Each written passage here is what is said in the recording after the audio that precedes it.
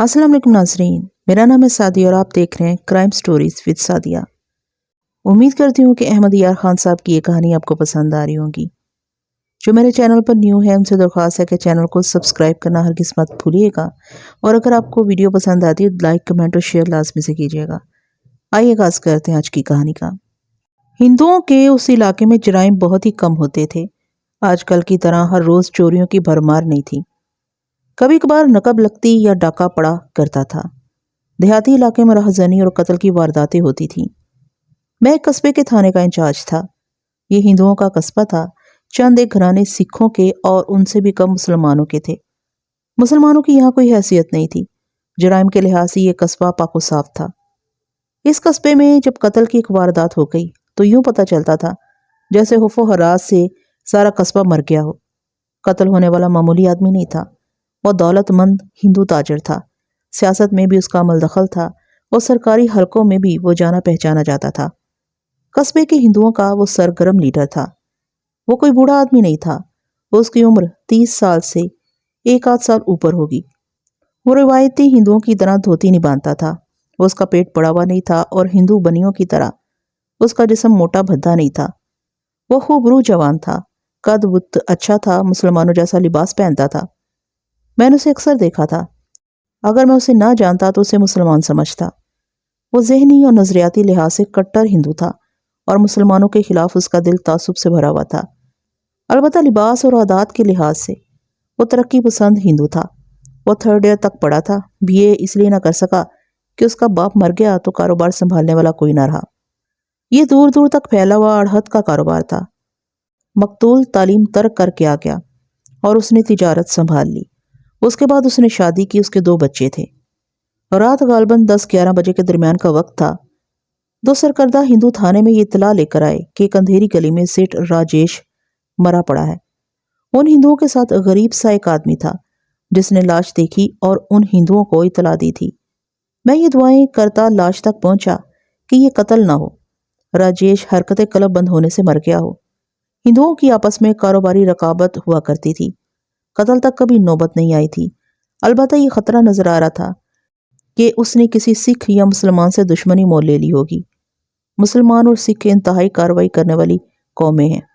लाश के इर्द गिर्द तमाशाइयों का हजूम था। कई एक ने लालटेनें उठा रखी थी। मकतूल के लवाहिकीन भी आ गए थे। लाश की आंखें इस तरह खुली थी जैसे ढेले बाहर आ जाएंगे। जुबान बाहर आकर दांतों के दरमियान आई हुई थी। इसी से मैंने राय कायम कर ली कि गला घोंट कर मारा गया है। मैंने एक लालटेन पकड़ ली। लाश की गर्दन देखी। गर्दन के गिर्द जमे हुए खून का निशान बड़ा ही साफ था। उसे गले में फंदा डालकर मारा गया था। देखना यह था कि उसे यहीं मारा गया है या कहीं और फांसी देकर यहां फेंका गया है। हुजूम में से मुझे एक आवाज सुनाई दी, छी छी छी, लाश को मुसलमान हाथ लगा रहा है। मैं अपने आप को काबू में रखने का आदी था, लेकिन उस आवाज ने मुझे बावला कर दिया। मैं पांव पर बैठा लाश को देख रहा था। मैं उठा और गुस्से से कहा, हम इस लाश को अभी चीरे फाड़ेंगे। इसे भंगी उठाकर मुर्दा खाने से बाहर फेंकेंगे। तुम्हें इसकी पाकीज़गी का इतना ख्याल है तो मुझे लिख दो कि यह कत्ल नहीं हुआ। मैं चला जाता हूं। मैंने गरज कर कहा, किसने कहा था लाश को मुसलमान हाथ लगा रहा है? आगे आओ। हुजूम पीछे हटने लगा। हिंदू सामने आने का कायल नहीं। सरकर्दा हिंदू जो थाने आए थे मेरा गुस्सा ठंडा करने लगे। मैंने उन्हें लाश थाने उठा ले चलने को कहा। मैंने थाने में लाश का नजरी मुआयना किया। गर्दन के गेद फंदे का निशान साफ था। मकतूल ने गर्म कपड़े की कमीज और उसी कपड़े का पाजामा पहन रखा था। कमीज के बटन चांदी के थे। ये स्टड बटन थे। सब में से चांदी की जंजीर गुजरी हुई थी। उस दौर में इस किस्म के बटन इस्तेमाल होते थे। कॉलर से नीचे वाले बटन और उसकी जंजीर के साथ एक बाल उलझा हुआ था। ये टूटा हुआ मगर लंबा बाल था। इसमें किसी शक की गुंजाइश नहीं थी कि ये औरत का बाल है।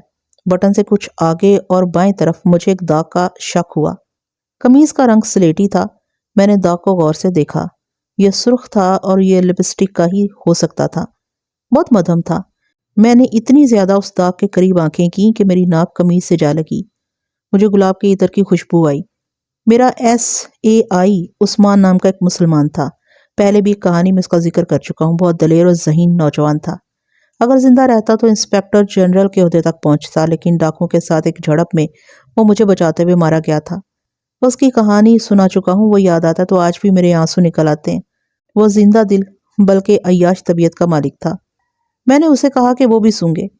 اس نے سونگا تو نشے کسی کیفیت میں آنکھیں بند کر لی۔ میں نے پوچھا، یہ گلاب کی عطر کی خوشبو نہیں؟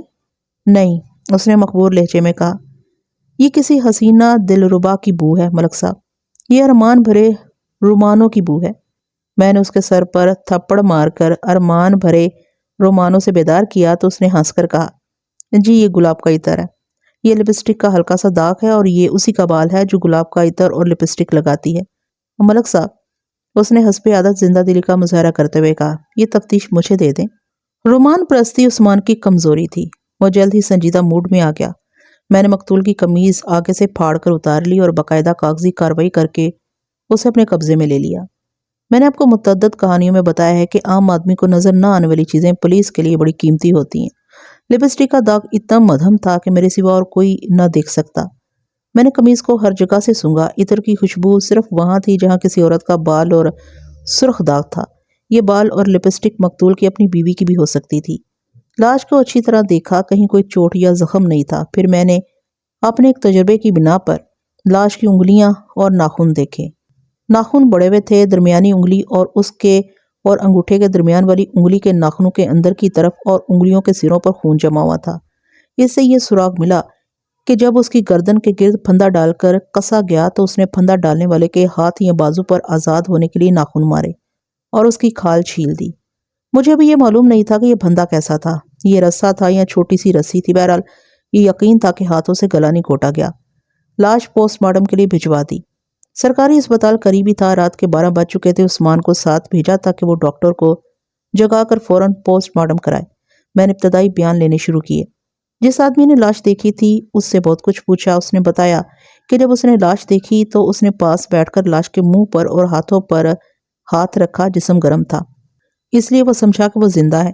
اس نے ماچس چلائی تو لاش کا چہرہ دیکھ کر ڈر گیا۔ اس نے مقتول کو پہچان لیا اور قریبی گھر کا دروازہ کھٹکھٹایا۔ ایک آدمی باہر آیا۔ اس نے لاش کو دیکھ کر شور مچا دیا۔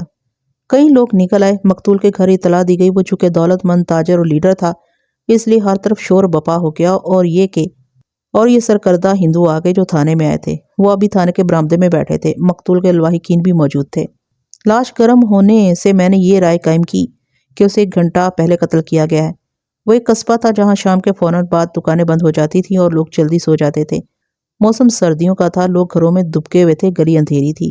وہاں 9 بجے یا اس سے ذرا بعد قتل ہو جانا کوئی عجوبہ نہیں تھا۔ جس آدمی نے لاش دیکھی تھی اسے میں نے اس قابل نہ سمجھا کہ اس پر شک کیا جائے۔ اسے باہر بھیج کر دونوں ہندوؤں کو اندر بلایا۔ انہوں نے بتایا کہ مقتول شام کے بعد ان کے ساتھ تھا۔ مندر میں ایک میٹنگ تھی۔ یہ میٹنگ کو 1 گھنٹہ رہی، پھر سب اپنے اپنے گھروں کو چلے گئے۔ میں نے ان سے پوچھا، انہیں یقین ہے کہ مقتول میٹنگ کے بعد اپنے گھر چلا گیا تھا؟ ان میں سے ایک نے ذرا سوچ کر کہا، وہ ہم سے الگ ہوا تو اس کا رخ اپنے گھر کی طرف نہیں تھا۔ آپ مجھے کوئی اشارہ دے سکتے ہیں کہ اور کس کے ساتھ اس کی دوستی تھی؟ میں نے پوچھا۔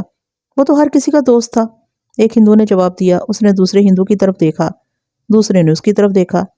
انہیں معلوم نہیں تھا کہ وہ اس تھانے دار کے سامنے بیٹھے ہوئے ہیں جو آنکھوں سے دل کی بات جان لیا کرتا ہے۔ میں نے انہیں کہا، آپ مجھ سے کچھ چھپانے کی کوشش نہ کریں۔ مجھے ذرا سا بھی شک ہوا کہ آپ کچھ چھپا رہے ہیں تو آپ گھروں کو نہیں جا سکیں گے۔ ہندو بڑی عیار اور مکار قوم ہے۔ وہ فوراً میرے آگے بچھنے لگے۔ ان کی حرکتیں خوشامدی درباریوں کی طرح تھی۔ انہوں نے بتایا کہ چھپانے کو کوئی بات نہیں۔ ایک سکھ کا نام لے کر انہوں نے بتایا کہ وہ اس کے گھر جایا کرتا تھا، شاید ادھر ہی گیا ہوگا۔ ان سے پوچھا کہ کسی کے ساتھ اس کی اتنی دشمنی تھی کہ قتل تک نوبت پہنچتی؟ مجھے جواب ملا کہ وہ ہر دل عزیز تھا، دشمنی کا سوال ہی پیدا نہیں ہوتا۔ ان سے کچھ اور معلومات لیں اور رخصت کر دیا۔ مقتول کے لواحقین بھی آئے بیٹھے تھے۔ ان میں اس کا سسر بھی تھا اور اس کا ایک چھوٹا بھائی بھی جس کی عمر 20 سال سے زیادہ تھی۔ میں نے سسر کو اندر بلایا۔ بوڑھے کی حالت بہت بری ہو رہی تھی۔ اس کی بیٹی بیوہ ہو گئی تھی۔ اس سے پوچھا کہ مقتول کی کسی کے ساتھ دشمنی تھی؟ اس نے لا علمی کا اظہار کیا۔ وہ روتا زیادہ اور باتیں کم کرتا تھا۔ میں نے اسے ہمدردی کا اظہار کرتے ہوئے کہا کہ اس کی بیٹی جوانی میں ہی بیوہ ہو گئی ہے۔ وہ تو اس کی زندگی میں بھی بیوہ ہی تھی۔ اس نے روتے ہوئے کہا، اس کا دل کہیں اور تھا، میری بیٹی تو بس اس کے بچوں کی ماں تھی۔ میں چونکا اور اسے پوچھا کہ وہ کیا کہہ رہا ہے۔ اس نے اسی سکھ کا نام لیا جس کا ذکر دونوں ہندو کر کے گئے تھے۔ اس نے بتایا، وہ سکھ کی ایک جوان بیٹی شادی شدہ ہے لیکن گھر بیٹھی ہوئی ہے۔ خامد کے ساتھ اس کی بن نہیں سکی۔ مقتول اس سکھ کے گھر زیادہ جایا کرتا تھا۔ میں نے سسر سے پوچھا کہ اسے کس طرح یقین ہے کہ مقتول سکھ کی اس بیٹی میں دلچسپی لیتا تھا۔ वहां जाने की कोई और वजह भी तो हो सकती है। ससुर कोई सबूत पेश न कर सका सिवाय इसके कि मकतूल अपनी बीवी से खिंचा खिंचा रहता था। जिस सिख का उसने और दोनों हिंदुओं ने नाम लिया था वो कोई मामूली सा आदमी नहीं था। वो भी मकतूल की तरह बहुत बड़ा ताजर था। किले की तरह उसकी हवेली थी। वो भी सिर्फ ताजर नहीं बल्कि लीडर किस्म का आदमी था। सरकारी और सियासी हलकों में उसने नाम पैदा कर रखा था। मकतूल का ससुर मुझे कोई और बात न बता सका। उसकी बेटी जब उसके पास यानी अपने मैके जाती थी तो अपने खामिंद की बेरुखी की शिकायत किया करती थी। ससुर को रुखसत करके मकतूल के छोटे भाई को बुलाया। उसने भी कहा कि मकतूल की किसी के साथ दुश्मनी नहीं थी। सिख की दोस्ती के मुतालिक उसने बताया कि सिख का एक जवान और शादीशुदा बेटा है। मकतूल की ज्यादा दोस्ती उसके साथ थी। तुम्हारे भाई और भाभी में कभी लड़ाई झगड़ा हुआ था? मैंने पूछा। तुम्हारे भाई का उसके साथ कैसा सलूक था? मेरी भाभी लड़ने झगड़ने वाली औरत नहीं, उसने जवाब दिया। मेरा भाई उसके साथ ज्यादा बोलता चालता नहीं था। रात देर से घर आता था? अक्सर देर से आता था। वो सिख के घर चला जाता होगा। मैंने कहा। तुम्हें भी कुछ शक हुआ होगा? वो घबरा रहा था, खामोश रहा। मैंने उसे बड़े नर्म लहजे में कहा, तुम्हारा भाई कत्ल हो गया, मुझे कातिल को पकड़कर सजाए मौत दिलानी है। क्या तुम पसंद नहीं करोगे कि तुम्हारे भाई के कातिल को सजा मिले?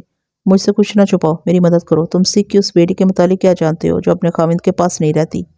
वो बहुत खूबसूरत है, उसने जवाब दिया। तुम्हारी भाभी से ज्यादा खूबसूरत है? नहीं, उसने जवाब दिया। मेरी भाभी बदसूरत तो नहीं। फर्क ये है कि मेरी भाभी सादा तबीयत की है और बोलती कम है। सिख की बेटी बहुत शौक और हंसमुख है। उस लड़के को मैंने अपने साथ बेतकल्लुफ कर लिया। उस वक़्त उसे हमदर्दी की ज़रूरत थी, जो मैंने दी। उसकी झिझक दूर हो गई। मैंने उसे पूछा कि उसकी भाभी बनी ठनी नहीं रहती कि उसका भाई खुश रहता? उसने वही जवाब दिया कि उसमें सादगी ज़्यादा है। उसने मेकअप कभी नहीं किया। सिख की बेटी के मुतालिक उसने बताया कि वो तो हर वक़्त मेकअप किए रखती है। उस रात तफ्तीश यहीं पर ख़त्म कर दी। रात थोड़ी सी रह गई थी। मेरा शक सिख पर पुख्ता होने लगा। ये तो पहले ही मेरे ज़हन में आ गई थी कि अगर वो कत्ल हुआ तो किसी सिख या मुसलमान से दुश्मनी मोल ले बैठा होगा। मैं आपको ये बताना भूल गया हूँ कि ये किसी राजन या पेशावर चोर का काम भी नहीं था, क्योंकि उसकी कलाई में घड़ी, उंगली में कीमती अंगूठी और जेब में हासी रकम मौजूद थी। मेरे पास एक ही सुराग था कि कातिल के हाथ, बाजू, चेहरे पर खराश का गहरा निशान होगा। मकतूल के नाखूनों ने उसका खून निकाल लिया था। ये भी यकीन हो चुका था कत्ल का बाइस औरत है। सुबह पोस्टमार्टम रिपोर्ट मिली।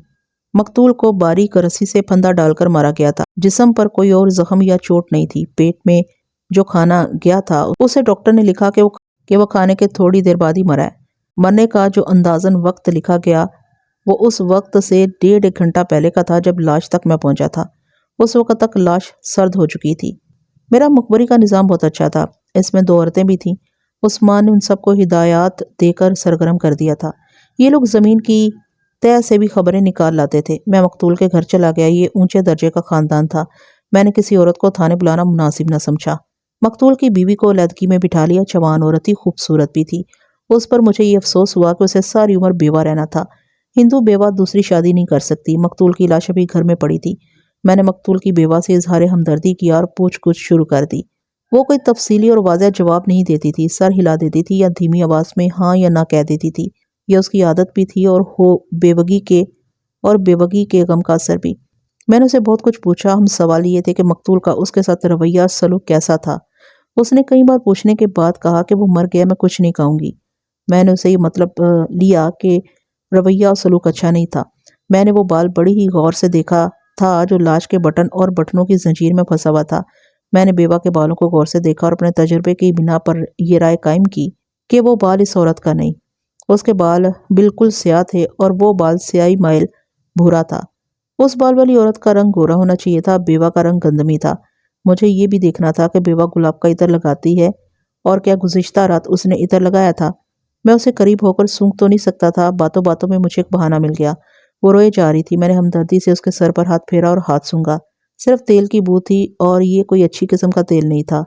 जरा देर बाद उसके करीब हो गया और हमदर्दी के बेताबाना इजहार के लिए उसे अपने साथ लगा लिया।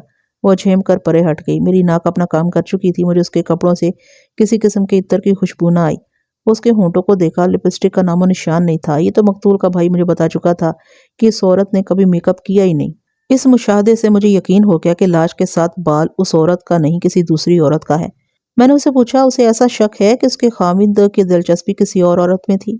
उसने कोई जवाब न दिया। वो दरअसल वो रिवायती औरत थी जो खामिद के खिलाफ 1000 शिकायतों के बावजूद जुबान नहीं खोलती।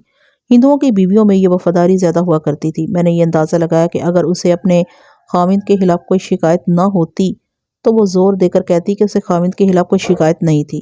وہ اس کی خاموشی اور جواب دینے اور نہ دینے کا انداز بتا رہا تھا کہ وہ خاوند سے خوش نہیں تھی۔ یہ مجھے اس کا باپ پہلے ہی بتا چکا تھا کہ اس کی بیٹی کے ساتھ مقتول کا رویہ ٹھیک نہیں تھا۔ تمہارا خاوند شام کو کھانا کھا کر گیا تھا؟ نہیں، اس نے جواب دیا۔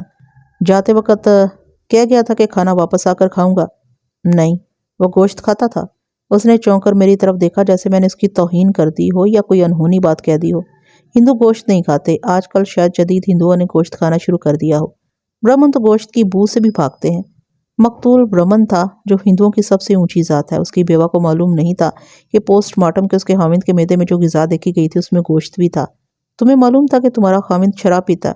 اس کا رد عمل پہلے سے زیادہ شدید تھا۔ برہمن شراب نہیں پیتے، بیوہ نے کہا۔ آپ کو معلوم ہونا چاہیے کہ ہم برہمن ہیں۔ گوشت اور شراب سکھوں، مسلمانوں اور عیسائیوں کی غذا ہے۔ مجھ سے ایسے ناپاک سوال نہ کریں۔ ڈاکٹر نے لکھا تھا مقتول نے شراب بھی پی تھی۔ گوشت اور شراب سے میں اس نتیجے پر پہنچا کہ مقتول عیش و عشرت کا دل دادا تھا، اور اس سے میں نے یہ نتیجہ بھی اخذ کیا کہ اس نے سکھ تاجر کے گھر کھانا کھایا اور شراب پی تھی۔ بیوہ چونکہ بھڑک اٹھی تھی، اس لیے میں نے اس کے غصے سے فائدہ اٹھانے کی کوشش کی۔ میں نے کہا سکھ بڑی ہی پاپی قوم ہے۔ انہوں نے تمہارے خاوند جیسے پکے برہمن کو بھی گوشت اور شراب سے ناپاک کر دیا۔ آپ کو کیسے پتا چلا کہ اس نے گوشت کھایا اور شراب پی تھی؟ اس نے پوچھا۔ میں نے اسے بتا دیا کہ مجھے کیسے پتا چلا، اور کہا تمہارے خاوند کو سکھ کی بیٹی نے خراب کیا اور سکھ کے بیٹے نے اسے قتل کیا ہے۔ کیا تم یہ پسند نہیں کرو گی کہ جس نے تمہارا سہاگ اجاڑا ہے اسے پھانسی دی جائے؟ سکھ کی بیٹی کو بھی پھانسی دی جائے گی؟ اس نے پوچھا۔ تم کچھ بتاؤ تو میں اسے بھی پھانسی دلوا سکتا ہوں۔ ہاں، اس نے دانت پیس کر کہا، اسے پھانسی دلواؤ۔ اسی نے مجھ سے میرا خاوند چھینا ہے۔ تمہیں کس طرح یقین ہے؟ وہ میرے ساتھ اس کی خوبصورتی، اس کی عادتوں کی تعریف کیا کرتا تھا۔ اس نے جواب دیا۔ میں اس کی منتیں کیا کرتی تھی کہ وہ میرے حال پر رحم کرے، مگر اس نے کبھی رحم نہ کیا۔ تم نے اس لڑکی کو کبھی دیکھا کیسی ہے؟ وہ اتنی خوبصورت نہیں جتنے ناز نخرے کرتی ہے۔ اس نے جواب دیا۔ میں نے اسے کئی بار دیکھا ہے۔ بدمعاش لڑکی ہے۔ شریف ہوتی تو اپنے خاوند کے ساتھ رہتی۔ میرا خاوند مجھے پسند نہیں کرتا تھا، پھر بھی میں اس کے ساتھ بندھی رہی۔ اس کا خاوند اسی شہر میں رہتا ہے؟ دیہات میں، اس نے گاؤں کا نام لے کر کہا۔ بہت بڑے زمیندار کا بیٹا ہے۔ ان کے باغ باغیچے ہیں۔ وہ بہت دولت مند لوگ ہیں۔ اس انکشاف سے مجھے ایک اور شک ہوا۔ وہ یہ تھا کہ اس سکھ لڑکی کے خاوند کو پتہ چل گیا ہوگا کہ مقتول کا میل جول اس کی بیوی کے ساتھ ہے۔ قتل اسی نے کیا یا کرایا ہوگا۔ مجھے اس خاوند کو بھی شامل تفتیش کرنا تھا۔ میں نے تھانے جا کر عثمان کو سکھ لڑکی کے خاوند کے گاؤں کا نام بتایا اور کہا کہ اس خاوند کو تھانے لے آئے اور وہاں کے نمبردار اور چوکیدار سے پتہ کرائے کہ یہ آدمی قتل کی رات گاؤں میں تھا یا کہیں باہر گیا ہوا تھا۔ عثمان کو معلوم تھا کہ یہ سراغ کس طرح لگایا جاتا ہے اور اسے کیا کرنا ہے۔ عثمان نے بتایا کہ اس گاؤں میں نمبردار، چوکیدار کے علاوہ 2 مخبر موجود ہیں۔ عثمان وردی اتار کر روانہ ہو گیا۔ رات کو میں سکھ تاجر کے گھر چلا گیا۔ اس کے ساتھ سنبھل کر بات کرنی تھی۔ ایک تو یہ بات ہی بڑی نازک تھی کیونکہ یہ اس کی بیٹی کے متعلق تھی، اور دوسرے وہ اونچے درجے کا آدمی تھا۔ اس کے پاس بیٹھ کر کچھ دیر مقتول کے قتل پر افسوس ہوتا رہا۔ میں بھی اس کی تعریفیں کرتا رہا۔ باتوں کو گھما پھرا کر میں نے اس کی بیٹی کی بات ہمدردی کے رنگ بھی شروع کی۔ اس کے خاوند کو برا بھلا کہا۔ آپ اتنے باعزت و صاحب حیثیت ہیں، لڑکی ان جنگلیوں کو کیوں دے دی تھی؟ میں نے یہ بھی کہا اگر آپ کہیں تو میں انہیں ایک دن میں سیدھا کر دوں۔ اس نے کوئی مجبوری بتائی اور بولا مجھے اپنی غلطی کا احساس بعد میں ہوا۔ بیٹی کو میں نے بڑے پیار سے پالا تھا۔ یہ شہری زندگی کی عادی تھی، دیہاتی ماحول میں دل نہ لگا سکی۔ دیہات میں کوئی معمولی کسان ہو یا بڑا زمیندار، طور طریقے سب کے ایک جیسے ہوتے ہیں۔ داماد کے متعلق بعد میں پتا چلا کہ اچھے چال چلن کا نہیں۔ لڑکی گھر آ کر روتی تھی، پھر بیٹھ ہی گئی۔ میں نے بھی اسے واپس بھیجنا پسند نہ کیا۔ 1.5 سال ہو گیا ہے۔ سسرال کی طرف سے کوئی لینے نہیں آیا؟ 2 بار سمجھوتے کے لیے آئے تھے، اس نے جواب دیا، لیکن سمجھوتا ہو نہ سکا۔ وہ لوگ دھمکیاں دیتے تھے۔ کیسی دھمکیاں؟ میں نے پوچھا۔ کوئی ایک بتائیں۔ مثلاً ایک بار کوئی 4 مہینے گزرے میرا داماد آیا تھا۔ اس نے جواب دیا۔ بحث مباحثہ ہوتا رہا۔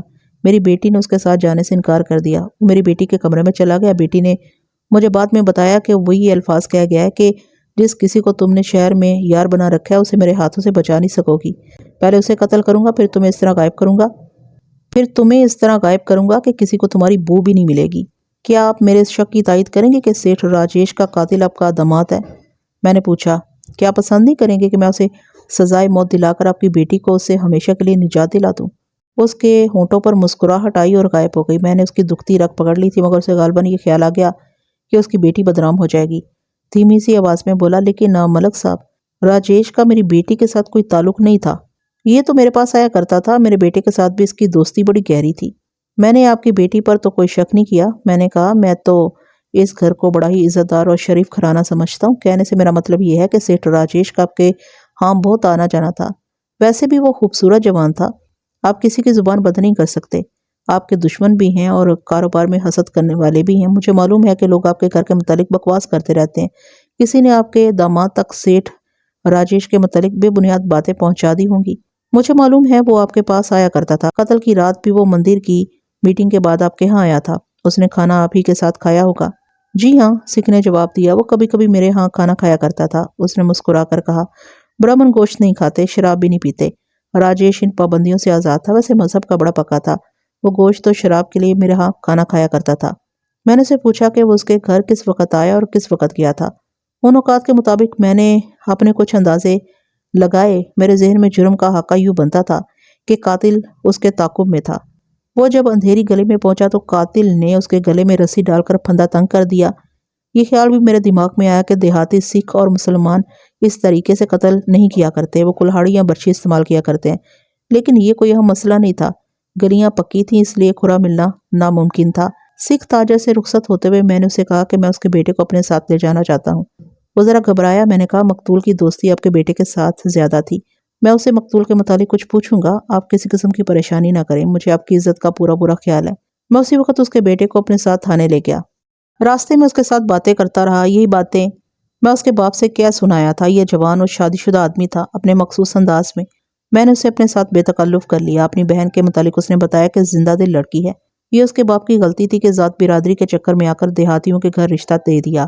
اس سے پتہ چلا کہ اس کی بہن نے دیہات کا ماحول بھی قبول نہ کیا اور حامد کو بھی پسند نہ کیا۔ میں ذاتی طور پر جانتا تھا کہ ایک زندہ دل لڑکی کے لیے، خواہ وہ سکھ ہی ہو، ایک سکھ کو قبول کرنا ذرا مشکل ہوتا ہے۔ سر کے لمبے بالوں اور داڑھی کو پسند کرنا آسان نہیں ہوتا۔ میں نے کئی روشن خیال اور زندہ مزاج سکھ لڑکیاں سکھ حامدوں سے بھاگی ہوئی دیکھی ہیں۔ یہ لڑکی اسی قسم کی معلوم ہوتی تھی۔ میں نے ابھی اسے دیکھا نہیں تھا، دیکھنا تھا۔ مقتول کے متعلق اس نے بتایا کہ وہ اچھی شکل و صورت کا تو تھا ہی، وہ ہنس مکھ اور ملنسار بھی تھا۔ اس بھائی نے میری باتوں کے گورکھ دھندے میں آ کر میرے ایک سوال کا جواب دیتے ہوئے یہاں تک بتا دیا کہ اس کی بہن مقتول کو بہت پسند کرتی تھی اور کبھی کبھی مقتول اس کی بہن کے گھر بھی چلا جاتا تھا اور کبھی کبھی مقتول اس کی بہن کے کمرے میں بھی چلا جاتا تھا۔ گھر میں زیادہ آنے جانے کی وجہ سے اس کی بہن اور مقتول کے درمیان بے تکلفی بھی تھی۔ کیا یہ ممکن ہو سکتا ہے کہ تمہارے اس دیہاتی بہنوئی کو اس بے تکلفی کا علم ہو گیا ہو؟ میں نے پوچھا۔ میں کچھ کہہ نہیں سکتا، اس نے جواب دیا۔ کسی نے اسے بتا دیا ہوگا کہ آپ کو یہ شک ہے کہ میرے بہنوئی نے اس سیٹھ کو قتل کیا ہے؟ بڑا پکا شک ہے۔ میں نے کہا، کیا تمہارا بہنوئی اتنا دلیر ہے کہ قتل کر سکے؟ وہ وحشی آدمی ہے، اس نے جواب دیا، وہ قتل کر سکتا ہے۔ مجھے اس بھائی پر بھی شک تھا۔ اسے مقتول کی اپنی بہن کے ساتھ اتنی زیادہ بے تکلفی پسند نہیں ہونی چاہیے تھی۔ میں اسی شک کی بنا پر اسے باتیں کرنے لگا۔ اس وقت ہم تھانے میں بیٹھے باتیں کر رہے تھے۔ عثمان واپس نہیں آیا تھا۔ ہیڈ کانسٹیبل نے برآمدے میں کھڑے ہو کر مجھے اشارے سے باہر بلایا اور پوچھا کہ یہ کون ہے؟ میں نے بتایا کہ سکھ تاجر کا بیٹا ہے۔ ہیڈ کانسٹیبل نے کہا کہ ادھر آ کر پہلے ایک رپورٹ سن لیں۔ کانسٹیبلوں کے کمرے کے پچھواڑے میری ایک مخبر عورت کھڑی تھی۔ وہ اندھیرے میں دوسری طرف سے آئی تھی اور اسی طرف سے اسے جانا تھا۔ مخبروں کو چھپا کے رکھا جاتا تھا۔ اس عورت نے بتایا کہ سکھ کی بیٹی حامد سے ناراض ہو کر گھر بیٹھی ہے۔ یہ وہی رپورٹ تھی جو میں سن چکا تھا۔ نئی بات یہ پتہ چلی کہ لڑکی شو باز ہے، بال گوند کر نہیں بلکہ کھلے یا ڈھیلے ڈھالے رکھتی ہے۔ اس دور میں کھلے بال سخت ناپسند کیے جاتے تھے، ایسی عورت کو شریف نہیں سمجھا جاتا تھا۔ مخبر عورت نے یہ بھی بتایا کہ اس لڑکی کا بھائی جو تھانے میں بیٹھا تھا اپنی بہن کی عادتوں اور حامد سے ناراضگی کو پسند نہیں کرتا تھا۔ 2-3 بار بھائی نے بہن کو مارا پیٹا بھی تھا۔ مقتول کو یہ لڑکی بہت چاہتی تھی اور وہ اسی کی خاطر اس کے گھر جایا کرتا تھا۔ اس گھر کے کمروں کی شکل و صورت ایسی تھی کہ کوئی کسی کمرے میں چلا جائے تو کسی کو پتہ نہیں چلتا تھا۔ یہ تو میں بھی دیکھ آیا تھا۔ قلعے جیسی حویلی تھی۔ میں نے اندرونی شکل و صورت اچھی طرح دیکھی تھی۔ اگر میں سکھ تاجر کے کمرے سے نکل کر کسی اور کمرے میں چلا جاتا تو کوئی بھی نہ دیکھ سکتا۔ مخبر عورت نے بتایا کہ مقتول جس روز اس گھر میں جاتا تھا اس روز لڑکی کے چاؤ چونچلے کچھ اور ہی ہوا کرتے تھے۔ ارد گرد کے لوگوں نے ان کے تعلقات کے متعلق چمگوئیاں شروع کر رکھی تھی۔ میں پوری رپورٹ سن کر لڑکی کے بھائی کے پاس جا بیٹھا اور پوچھا، کیا تمہیں سیٹھ راجیش اور اپنی بہن کا میل جول پسند تھا؟ اس نے ذرا اکھڑے ہوئے لہجے میں کہا، ایسی تو کوئی بات نہیں تھی۔ بات بہت بڑی تھی۔ میں نے کہا، اگر کوئی بات نہیں تھی تو بہن کو مارا پیٹا کیوں تھا؟ آپ کو کس نے بتایا؟ میں جو پوچھ رہا ہوں اس کا جواب دو۔ میں نے کہا، مجھے تمہارے گھر کی اتنی باتوں کا علم ہے جو تمہارے ماں باپ کو بھی معلوم نہیں۔ آپ نے بہن کو کیوں مارا تھا؟ میرا بدلا ہوا لہجہ دیکھ کر وہ ڈر گیا اور خالی خالی نظروں سے مجھے دیکھنے لگا۔ میں نے اپنا سوال دہرایا تو اس نے ڈرے ہوئے لہجے میں کہا، میں اسے کہتا تھا کہ اپنے خاوند کے پاس چلی جاؤ۔ तुम मुझे अच्छी तरह समझा चुके हो कि तुम्हें भी उसका खामिद अच्छा नहीं लगता था। मैंने कहा, तुमने यहाँ तक कहा है कि ये तुम्हारे माँ बाप की गलती थी कि उन्होंने तुम्हारी बहन को जंगलियों के घर ब्याह दिया। तुम बहन को क्यों हामिद के घर जाने को कहते थे? बदनामी का डर था। तुम्हारी बहन का चलन अच्छा नहीं रहा था। उसकी जुबान बंद हो गई। मैंने कहा, बहन को मारने पीटने की बजाय तुमने राजेश को घर आने से क्यों ना मना कर दिया? वो बिल्कुल ही उखड़ गया। वो तालीम याफ्ता जवान था, बड़ी अच्छी बातें करता था, मगर अब जाहिलों की तरह इधर उधर की बेकार बातें करने लगा। मैंने उस पर सवालों के तीर चलाने शुरू कर दी। वो समझ गया कि मैं उस पर कत्ल का शक कर रहा हूँ। आप मेरे बहनोई पर कत्ल का शक क्यों नहीं करते? उसने कहा, मैं इसका सबूत पेश करता हूँ। मेरा बहनोई समझौते के लिए मेरी बहन को अपने साथ ले जाने के लिए आता रहा, लेकिन धमकियां देकर चला गया। वो शरीफों की तरह बात कर ही नहीं सकता। एक बार वो अपने बाप के साथ आया तो सेठ राजेश भी हमारे घर में मौजूद था। मेरे बाप ने उसे भी बातचीत में शामिल कर लिया। राजेश ने मेरी बहन की तरफदारी की तो मेरा बहनोई गुस्से में आ गया। झगड़ा बढ़ गया। मेरा बहनोई उसका बाप उठकर चल पड़े। मेरे बहनोई ने राजेश को परे बुलाया और कुछ कहकर चला गया। राजेश ने मैं बताया कि मेरा बहनोई उसे कह गया है कि तुम्हारी जिंदगी के दिन थोड़े रह गए, इस लड़की को लेकर कहीं दूर चले जाओ, यहाँ रहोगे तो जिंदा नहीं रह सकोगे। इससे पहले वो मेरी बहन को ये धमकी दे गया था कि तुमने जिसे यार बना रखा है उसे मुझसे बचा नहीं सकोगी। कत्ल की रात तुम कहाँ थे? मैंने पूछा। मैं अपने एक दोस्त के घर था, उसने जवाब दिया और दोस्त का अता पता भी बता दिया। मैं इसी पर जोर देता रहा कि कातिल वही है। मुझे अभी लड़की के हामी से बात करनी थी, लेकिन मैं अपना शक पूरी तरह रफा करना चाहता था। मेरे सवालों से तंग आकर उसने कहा, मैं आपको एक बात नहीं बताना चाहता था। आप पुलिस ऑफिसर हैं, आप पसंद नहीं करेंगे। मैं आपको बताना चाहता हूँ कि राजेश का मेरे घर में आना मुझे नापसंद नहीं था। मेरी और उसकी दोस्ती किसी और मकसद के तहत थी। उसने मुझसे वादे लेने शुरू कर दिए कि मैं उसकी ये बात पुलिस ऑफिसर की हैसियत से नहीं, बल्कि एक हिंदुस्तानी की हैसियत से सुनूंगा। मैंने वादा किया कि उसकी बात का ताल्लुक कत्ल से ना हुआ तो मैं उसे राज रखूंगा। उसने जब बात शुरू की तो मुझे शक होने लगा, जैसे उसे मालूम ही नहीं कि मैं मुसलमान हूँ और वह थाने में बैठा है। मैंने दरअसल उस पर सवालों से हमले करके और उस पर कत्ल का इल्ज़ाम आयद करके उसकी अकल मार दी थी। वो अपने बचाव के लिए हाथ पांव मारा था। बहरहाल उसने जो बात की वो मैं आपको मुख्तसरन सुना देता हूँ। आप हिंदुस्तानी हैं, उसने कहा। आप अंग्रेज के मुलाजिम हैं, लेकिन आपकी दिली वफादारी उस हिंदुस्तान के साथ होगी जो आज़ाद मुल्क था। उस पर पहले मुसलमानों का कब्जा रहा, फिर अंग्रेजों ने कब्जा कर लिया। ये आज़ाद देश है, ऐसे आज़ाद कराना आपका और हमारा फ़र्ज़ है। अब वक्त आ गया है कि हम हरकत में आएं और अपने मुल्क को आज़ाद कराएं। आपको मालूम है कि जापान ने बर्मा तक फतह हासिल कर ली है और हमारे वतन परस्त फौजी अफसरों ने अंग्रेज़ों की फ़ौज से भागकर और जापानियों के साथ मिलकर इंडियन नेशनल आर्मी बना ली है। सुभाष चंद्र बोस हमारे नेता यानी लीडर है। सेठ राजेश उस खुफिया जमात का लीडर था जो यहाँ इंडियन नेशनल आर्मी के लिए काम कर रही है। हमारी वो नस्लें जो जंग अजीम दोम के बाद पैदा हुई हैं, उन्हें मालूम नहीं होगा कि इंडियन नेशनल आर्मी क्या थी, इसलिए मैं ज़रा इसका तारुफ करा दूं। जापान ने जंग अजीम के दूसरे साल हमला करके जावा, सुमाट्रा, सिंगापुर और आज के तमाम तर इंडोनेशिया पर कब्जा करके ऐसी यलगार की कि बर्मा पर भी काबिज हो गया। ये अंग्रेज़ों की बादशाही के इलाके थे। आगे हिंदुस्तान था। सुभाष चंद्र बोस बंगाली हिंदू था। उसने जापानियों से जा मुलाकात की और हिंदुस्तान के मुतालिक सौदाबाजी कर ली। एक स्कीम बनाई गई जिसके तहत उन हिंदुस्तानी अफवाज में जो बर्मा फ्रंट पर लड़ रही थी, प्रोपेगेंडा किया गया कि वो उधर से भागकर जापानियों के मोर्चों में आ जाएं और इंडियन नेशनल आर्मी में शामिल हो जाएं। हिंदुस्तानी फौजी जो जापानियों के पास जंगी कैदी थे, उनमें से भी उस आर्मी में शामिल कर लिए गए। बर्मा फ्रंट से हिंदुस्तानी फौजी भगोड़े होकर जापानियों के पास जाने लगे। उन्हें वहां इंडियन नेशनल आर्मी JINA कहा जाता था में शामिल किया जाने लगा। सुभाष चंद्र बोस उसका कमांडर इन चीफ था। चंद एक कैप्टन, जिनमें ढिल्लोन और शाहनवाज काबिल जिक्र है, जनरल बन गए। जापानियों के साथ हिंदू लीडरों ने यह सौदाबाजी की थी कि जापान हिंदुस्तान पर फतह हासिल करके पूरा मुल्क हिंदुओं के हवाले कर देगा। INA में मुसलमान अफसर, ओहदेदार और जवान भी जा शामिल हुए थे। उन्हें कुछ अरसा बाद पता चला कि ये तो हिंदुओं की बल्कि कांग्रेस की स्कीम है, जिसके तहत तमाम तर हिंदुस्तान पर हिंदू राज कायम किया जाएगा। चुनांचे मुसलमान उनसे अलग होने लगे। INA कोई मामूली सी स्कीम नहीं थी। हिंदुस्तान में हर किसी की जुबान पर INA का नाम था। अंग्रेजों की निगाह में Subhash Chandra Bose most wanted person था। हिंदुस्तान में INA के लिए जमीन हमवार करने के लिए जमीन दोज काम होने लगा था। उस आर्मी का अंजाम यह हुआ कि जापान को शिकस्त हुई तो अंग्रेजों ने INA के खुद साख्ता जनरलों को पकड़ लिया और उनके कोर्ट मार्शल हुए। सुभाष चंद्र बोस जापान में एक त्यारे के क्रैश में मारा गया। हिंदू बहुत अरसा तक कहते रहे कि सुभाष چندر بوس جسے وہ نیتا جی کہتے تھے زندہ ہے اور ہندوستان کو آزاد کرانے آئے گا۔ یہ واضح ہو گیا تھا INA ہندوستان سے مسلمانوں کو ختم کر کے پورے ملک میں ہندو راج قائم کرنے کے لیے بنائی گئی تھی۔ یہ سکھ جو میرے تھانے میں بیٹھا تھا اسی انڈین نیشنل آرمی کی بات کر رہا تھا۔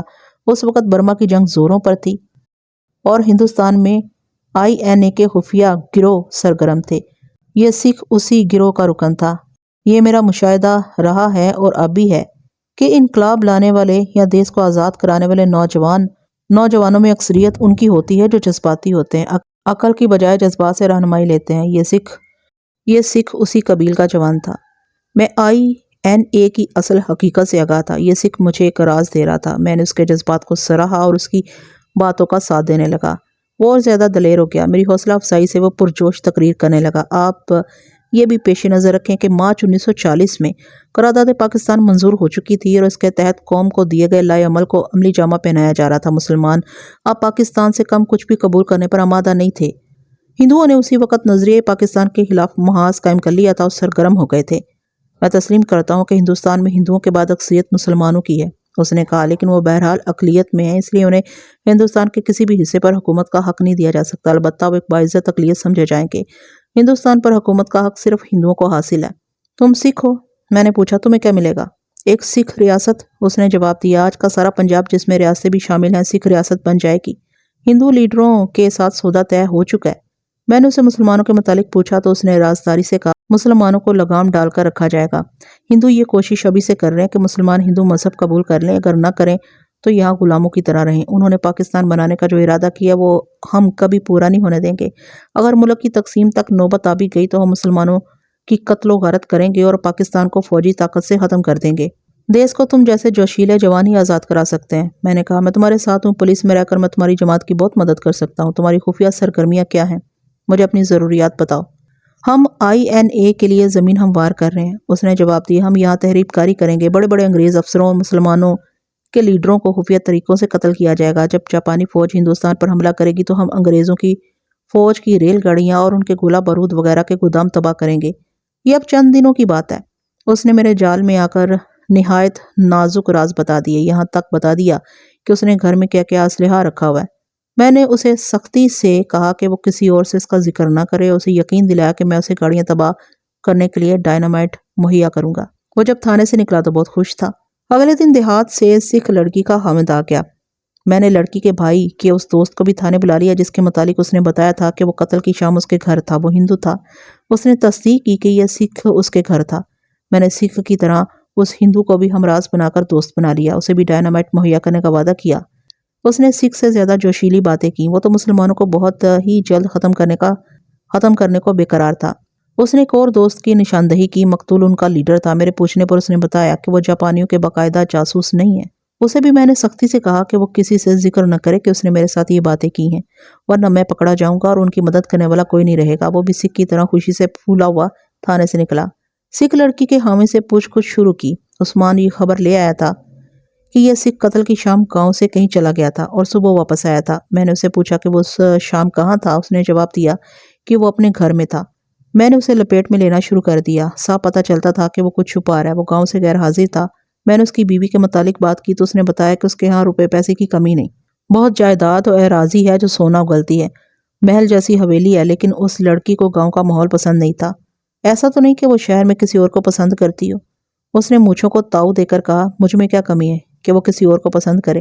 میں نے اس سے ان دھمکیوں کا ذکر کیا جو اس نے اپنی بیوی اور مقتول کو دی تھیں۔ اس نے صاف انکار کر دیا اور کہا کہ وہ تو اپنی بیوی کو اپنے گھر لانے گیا تھا مگر وہ رضامند نہ ہوئی۔ میں نے بہت طویل پوچھ گچھ کر کے کہا، تم گاؤں سے غیر حاضر تھے، کہاں گئے تھے؟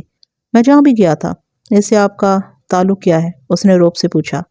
تعلق یہ ہے کہ تم نے راجیش کو قتل کیا ہے۔ میں نے کہا، کہو تم نے یہ واردات نہیں کی، قتل کے بعد کہاں رہے؟ تم صبح کے وقت گاؤں گئے تھے، تم نے سیٹھ راجیش سے انتقام لیا، تمہاری بیوی کے ساتھ اس کا دوستانہ تھا۔ میں آپ کو سچ بتاؤں گا۔ اس کے روب اور دلیری پر پانی پڑ گیا تھا، وہ کچھ ڈر بھی گیا تھا۔ کہنے لگا، میں نے قتل کا ارادہ ضرور کیا تھا لیکن اپنی بیوی کے قتل کا۔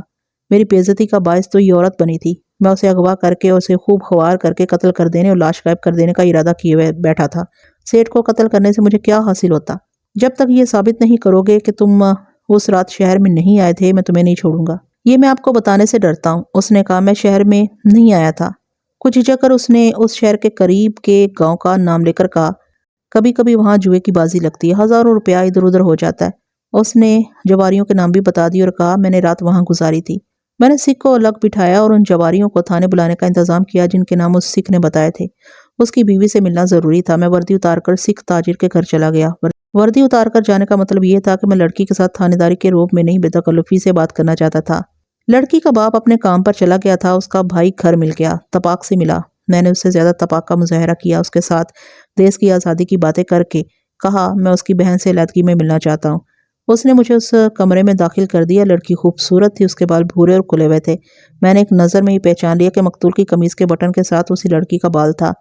वो उदास थी, आंखों से पता चलता था कि रोती रही है, लेकिन उसने अपने होंठों को लिपस्टिक से महरूम नहीं रहने दिया था। गुलाब के इत्र का मोमा कमरे में दाखिल होते ही हल हो गया। कमरा गुलाब की तेज खुशबू से महक रहा था। मैंने उसके साथ हमदर्दाना बातें की। उसके खानदान को मैं बाइज़्ज़त समझता हूँ। मुझे कातिल को पकड़ना है, उसे फांसी के तख्ते पर खड़ा करना है। मैंने उसे साफ अल्फाज में यकीन दिलाया कि उसके खिलाफ मुझे किसी किस्म का शक नहीं। मकतूल की मैंने बेहद तारीफ की, जिससे लड़की के चेहरे पर रौनक आ गई। तुम पर यह जुल्म किसने किया है कि इस वैशी सिख के साथ ब्याह दी है? मैंने कहा, मैं उसे देख चुका हूँ। वो मेरे थाने में बैठा है। वो तो इस काबिल भी नहीं कि उसे तुम्हारा नौकर रखा जाए। राजेश को उसी ने कत्ल किया है। उसने कहा, उसे फांसी चढ़ाएं तो मेरे दिल को सुकून मिलेगा। मैंने चूंकि उसके हुस्न की तारीफ कर दी थी, इसलिए उसने बालों को झटके और गर्दन को खम दे देकर मुझ पर अपने हुस्न का जादू चलाना शुरू कर दिया। वो वाकई शोबाज लड़की थी। मैंने उस जादू के असर को वक्ती तौर पर कबूल करते हुए उसके जज्बात को अपने कब्जे में ले लिया। राजेश के साथ तुम्हारी मुलाकातें कहाँ होती थी? इसी कमरे में, उसने जवाब दिया। कभी बाहर भी मुलाकात हो जाती थी। कत्ल की रात भी वो तुमसे मिला था? पहले मेरे बाप के पास बैठा रहा, उसने जवाब दिया। वहां से उठा तो मेरे कमरे में आ गया। तुम्हारे भाई या बाप ने देखा था? नहीं, वो शर्मा गई और बोली, किसी ने नहीं देखा। हमारा घर ऐसा है, कोई देख नहीं सकता। यानी वो तुमसे चोरी छुपे मिला करता था? ज्यादातर मुलाकातें ऐसी होती थी, उसने कहा और एक दरवाजे की तरफ इशारा करके बताया। वो इस रास्ते से जाया करता था, ये पिछवाड़े को जाता है। तुम्हारा भाई घर था? मैंने देखा नहीं। राजेश जब यहाँ से निकला तो तुमने बाहर देखा था? मैंने पूछा। उसे जाते हुए देखा होगा। देखा था, उसने जवाब दिया। गली में दूर या करीब तुम्हें कोई और आदमी खड़ा या उसके पीछे जाता नजर आया था? उसने ज़हन पर जोर देकर कहा। गली के मोड़ तक मैं उसे दरवाजे में खड़ी देखती रही। वो मोड़ मुड़ा तो एक आध मिनट बाद दो आदमी उधर जाते दिखाई दिए थे। वहां गली की बत्ती है। मुझे अच्छी तरह याद आ गया, वो दो आदमी थे। वो सिख थे? नहीं, उसने जवाब दिया। हिंदू या मुसलमान थे? तुम्हें भाई ने मारा पीटा क्यों था? क्या उसे तुम्हारे और राजेश के ताल्लुकात पसंद नहीं थे? नहीं, उसने जवाब दिया। राजेश को वो बहुत ही पसंद करता था। उसने कभी एतराज नहीं किया। मुझे मारा इसलिए था कि मैं बापू के साथ गुस्से में आकर बहुत ही गुस्ताही से बोली थी। राजेश और तुम्हारा भाई जिस खुफिया जमात में थे, उसके मुतालिक तुम्हें कुछ मालूम है? आपको उसके मुतालिक क्या मालूम है? उसने पूछा। मैं उस जमात का खुफिया मेंबर हूँ। मैंने ये तीर हवा में चलाया था। मुझे यकीन सा था कि उसे राजेश ने अपनी खुफिया सरगर्मियों से आगाह किया होगा।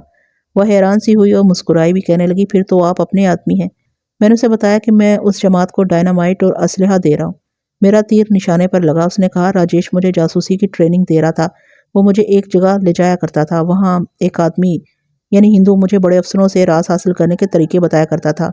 उसने वो जगह भी बता दी और कुछ कीमती राज भी दे दिए। यहूदियों की तरह हिंदू भी जासूसी और तहरीबकारी के लिए अपनी हसीन लड़कियां इस्तेमाल करते रहे हैं और अब पहले से ज़्यादा इस्तेमाल करते हैं। पाकिस्तान उन लड़कियों से महफूज नहीं। उस लड़की ने मुझे राज हासिल करने और नजरियाती तहरीबकारी के चंद एक तरीके बताए जो उसे सिखाए जा रहे थे। ये बिल्कुल वही तरीके थे जो आपने सुल्तान सलाहुद्दीन अय्यूबी की कहानियों, दास्तान ईमान फरोशों में सलेबी लड़कियों के मुतालिक पढ़े होंगे। मैं उसे ये यकीन दिला कर के मैं उस जमात का मेंबर हूँ, ये ताकीद करके कि उसे किसी भी आदमी से मेरा जिक्र न करे, वहां से थाने चला गया। थाने जाकर उस्मान को बताया कि मैंने क्या राज हासिल किया है। उसने और मैंने सीआईडी के वार स्टाफ के लिए एक रिपोर्ट तैयार की। वार स्टाफ सीआईडी का शोबा था जो जंग के दौरान जासूसों को पकड़ने के लिए बनाया गया था। उसका रब्ता मिलिट्री इंटेलिजेंस के साथ था। मकतूल सिख ताजर, उसके बेटे बेटी और इनकी खुफिया पार्टी की सरगर्मियां सिर्फ अंग्रेजों के खिलाफ होती तो मैं उनके खिलाफ रिपोर्ट ना करता। वो तो मुसलमानों के खिलाफ और नज़रिया पाकिस्तान के खिलाफ भी बड़ी खतरनाक कार्रवाइयाँ कर रहे थे। मैंने ये रिपोर्ट अपने ज़िले के हेडक्वार्टर को उसी रोज़ दस्ती भेज दी। वहां से उसे वॉर स्टाफ को जाना था। लड़की के हामिद को थाने में बिठाए रखा। मेरा असल मसला तो अभी ज्यों का त्यों पड़ा था। कमोबेश 20 रोज गुजर चुके थे। कातिल का सुराग नहीं मिल रहा था। मकतूल हिंदुओं और सिखों का लीडर था। सरकर्दा हिंदुओं ने میرے پاس آنا شروع کر دیا۔ وہ مجھ سے پوچھتے تھے کہ کوئی سراغ ملا یا نہیں۔ خطرہ یہ تھا کہ ہندو میرے خلاف کوتاہی یا رشوت خوری کی رپورٹ کر سکتے تھے۔ وہ واردات بہت مشہور ہو گئی تھی۔ ہندی کے اخباروں نے اسے اہمیت دے کر شائع کیا تھا۔ وہ جواری آگے جن کے ساتھ لڑکی کے خاوند اپنے بیان کے مطابق جوا کھیلا تھا۔ میں نے ان سے الگ الگ اچھی طرح پوچھ گچھ کی۔ انہوں نے ثابت کر دیا کہ سکھ اس شام ان کے پاس چلا گیا تھا اور وہ ساری رات جوا کھیلتے رہے تھے۔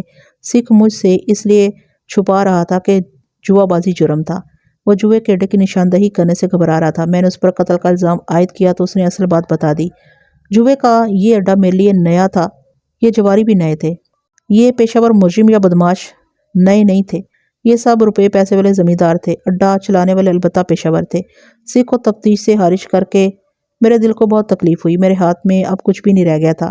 یہ قتل بلا شک و شبہ انتقامی قتل تھا۔ اگر یہ راہزنی کی واردات ہوتی تو مقتول کی گھڑی، انگوٹھی اور جیب سے نقدی غائب ہوتی۔ راہزنوں کو قتل کی ضرورت صرف اس لیے پیش آتی ہے کہ مقتول نے مزاحمت کی ہوئی ہو، مگر اس کے کپڑوں اور جسم پر مزاحمت کے کوئی آثار نہیں تھے۔ اس کے علاوہ راہزن خنجر یا چاقو استعمال کیا کرتے تھے۔ قتل کا باعث بہرحال سکھ لڑکی تھی۔ لڑکی کی ملاقات کے فوراً بعد اس کا قتل ہو جانا بتاتا تھا کہ قاتل لڑکی کا بھائی، باپ یا خاوند ہے یا کوئی ایسا آدمی جو مقتول کا رقیب تھا۔ مقتول کی قمیض کے ساتھ لڑکی کا ایک بال اور لپسٹک ایک کہانی بیان کر رہی تھی۔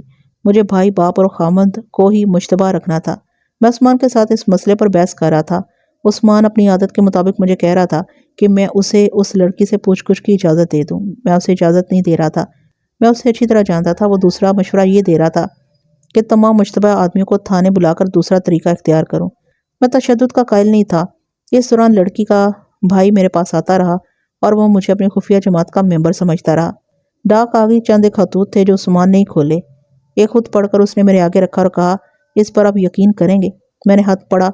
اردو میں لکھا تھا، نیچے کوئی نام نہیں تھا، اوپر کوئی مقام نہیں تھا۔ لفافے کی ٹکٹ پر جو مہر تھی وہ اتفاق سے صاف نہیں پڑھی جا رہی تھی۔ خط کے سارے الفاظ آج مجھے یاد نہیں رہے۔ جو کچھ لکھا تھا وہ کچھ یاد ہے۔ لکھا تھا، جناب علی السلام علیکم، ہمیں خوشی ہے کہ آپ مسلمان ہیں، اس لیے ہم آپ کو یہ خط لکھ رہے ہیں تاکہ آپ تفتیش کی پریشانی سے محفوظ رہیں۔ سیٹھ راجیش کو ہم نے قتل کیا ہے۔ یہاں کے ہندو اور سکھ نوجوان لڑکوں نے ایک خفیہ پارٹی بنا رکھی ہے جو کانگریس کی ہائی کمان اور انڈین نیشنل آرمی کے نمائندوں کے احکامات پر عمل کرتی ہے۔ یہ لوگ ہندوستان پر ہندوؤں کی حکومت قائم کرنے کے لیے بڑے خطرناک منصوبے بنا رہے ہیں۔ ایک منصوبہ یہ ہے کہ جاپان کی فوج آ جائے گی تو مسلمانوں کا قتل عام کیا جائے گا اور اس سے وہی مسلمان بچ سکیں گے جو ہندو مذہب میں آ جائیں گے۔ راجیش اس پارٹی کا لیڈر تھا۔ ہمیں ہندو لڑکوں نے دھمکیاں دینی شروع کر دی تھی۔ اس کے جواب میں ہم نے بھی خفیہ پارٹی بنا لی ہے۔ ہمارے منصوبے بھی ہندوؤں کی طرح خطرناک ہیں۔ مسلم لیگ نے پاکستان کو اپنا مقصد بنایا ہے جس میں چند ایک صوبے شامل کیے گئے ہیں، لیکن ہم سارے ہندوستان کو پاکستان بنائیں گے۔ ہندوستان کی ہندو حکومت نہیں بننے دیں گے۔ ہم نے اپنے منصوبے پر عمل شروع کر دیا ہے۔ بسم اللہ سیٹھ راجیش سے کی ہے۔ مہاتما گاندھی اور پنڈت نہرو کی بھی باری آ جائے گی۔ ہم اپنے گروہ کو سارے ملک میں پھیلانے کی کوشش کر رہے ہیں تاکہ ہندوؤں اور سکھوں کے خلاف جلدی محاذ ختم ہو جائے۔ ہندوستان اسلامی ملک بنے گا۔ اس خط میں انہوں نے سیٹھ راجیش کے قتل کا یہ طریقہ لکھا کہ اس مسلمان گروہ کے 2 نوجوان مقتول کا پیچھا کر رہے تھے۔ انہوں نے دیکھا کہ وہ اکثر سکھ تاجر کے گھر جاتا ہے۔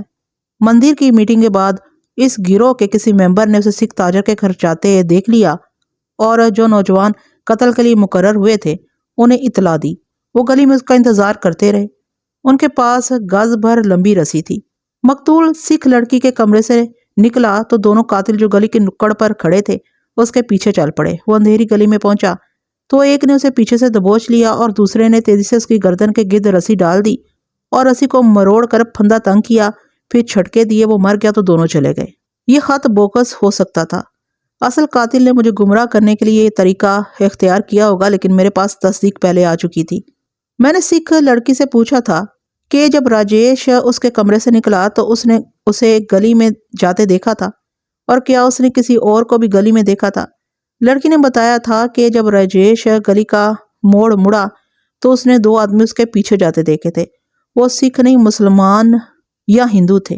وہ یہی 2 نوجوان ہو سکتے تھے۔ میں ابھی سکھ لڑکی کے بیان پہ یقین کرنے کے لیے تیار نہیں تھا۔ بہرحال مجھے یہ دیکھنا تھا کہ یہ خط واقعی مسلمان لڑکی نے لکھا ہے۔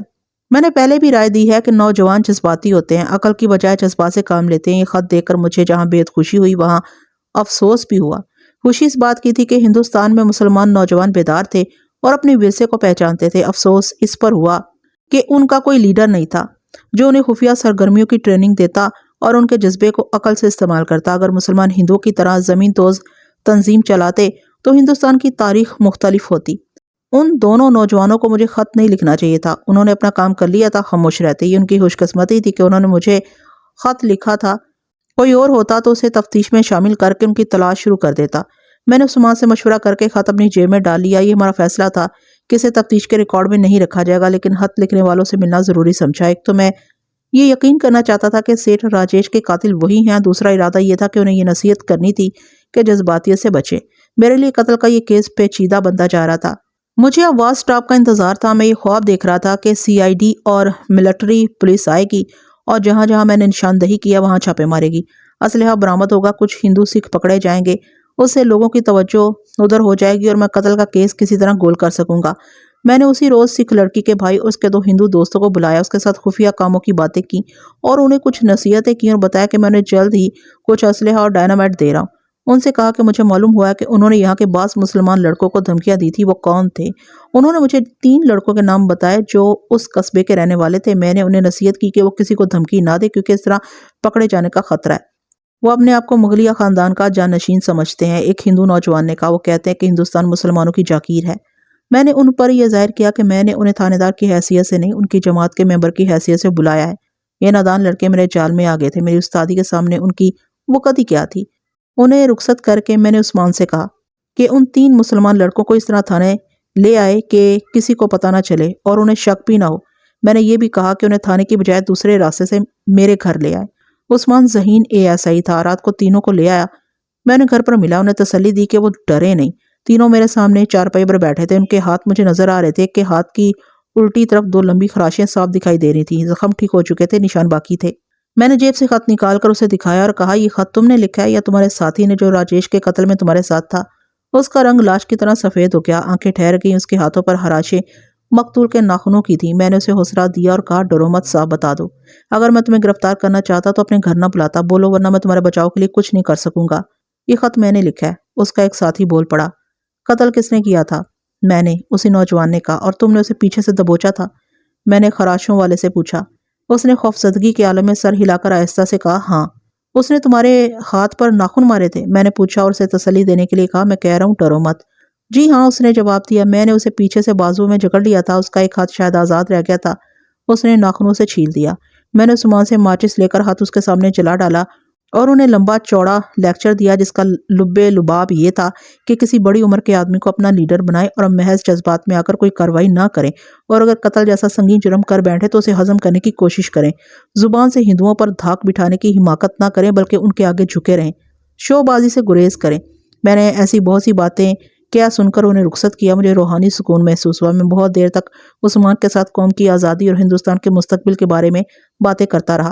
اس کافر کے قتل کا کیا بنے گا؟ عثمان نے پوچھا اور میری سوچوں کا رخ بدل گیا۔ وار سٹاف کو رپورٹ بھیجے 1 ہفتہ گزر گیا تھا۔ میں پریشان ہونے لگا تھا کہ CID نے کوئی کارروائی نہ کی تو کیا ہوگا۔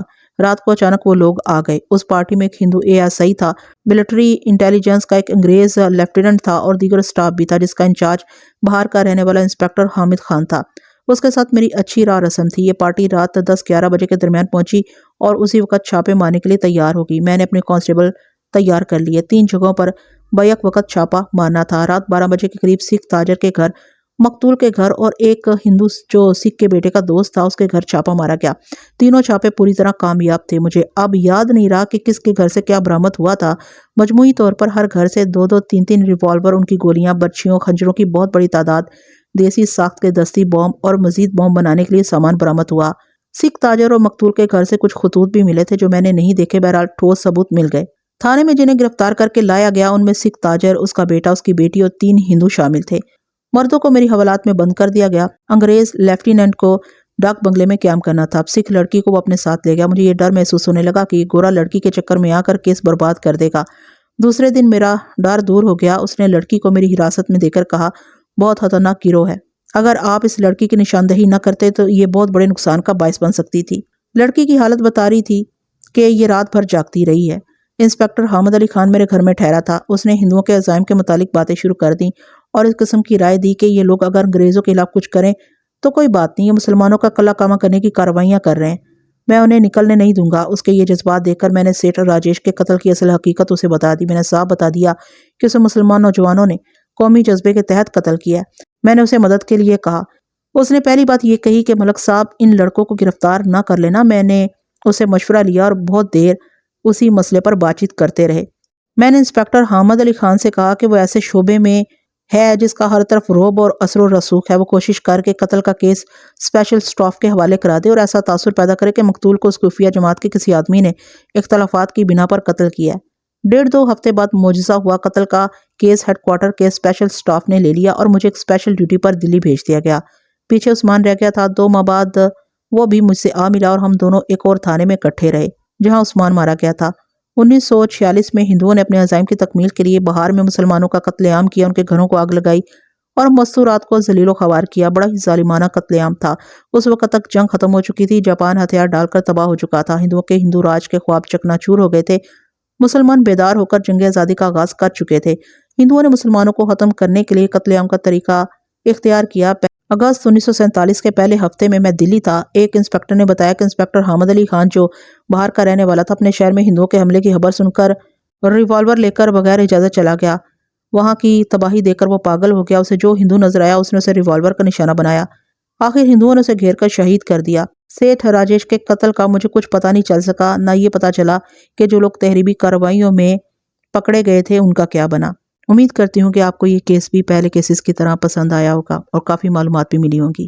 ایسی ہی دلچسپ کہانیوں کو سننے کے لیے میرے چینل کو سبسکرائب کر لیجئے۔ اگر ویڈیو پسند آئی ہے تو لائک، کمنٹ اور شیئر کرنا ہرگز مت بھولے گا۔ مجھے اجازت دیجیے ایسی کسی اچھی سی کہانی تک کے لیے۔ اللہ حافظ۔